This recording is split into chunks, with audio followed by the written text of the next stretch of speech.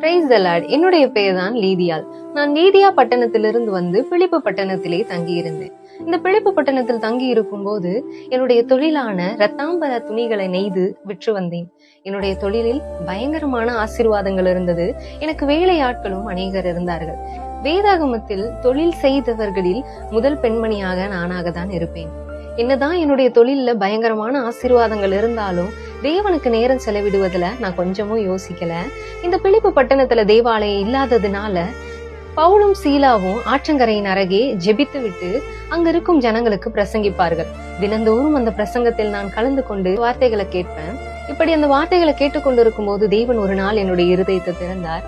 நான் அந்த வார்த்தைகளை ஏற்றுக்கொண்டேன். தேவனுடைய அன்பை புரிந்து கொண்டேன். தேவனுடைய அன்பு எப்படிப்பட்டதுன்றதை அறிந்து கொண்டேன். நான் மாத்திரமல்லாம என் குடும்பத்தையும் தேவனுக்குள்ளாக நடத்தி நாங்கள் குடும்பமாக ஞான ஸ்நானமும் எடுத்துக்கொண்டோம்.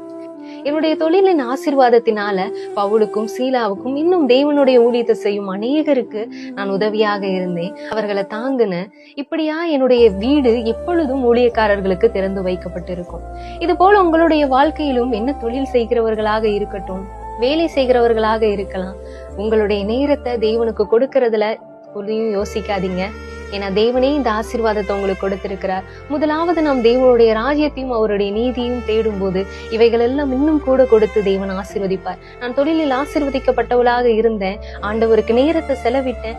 இன்னும் என்னை பயங்கரமான ஆசீர்வாதத்தினால தேவன் நிறைத்தார். என்னுடைய தொழில்னால ஊழியக்காரர்களை தாங்கினது போல நீங்களும் ஊழியக்காரர்களை தாங்குங்க.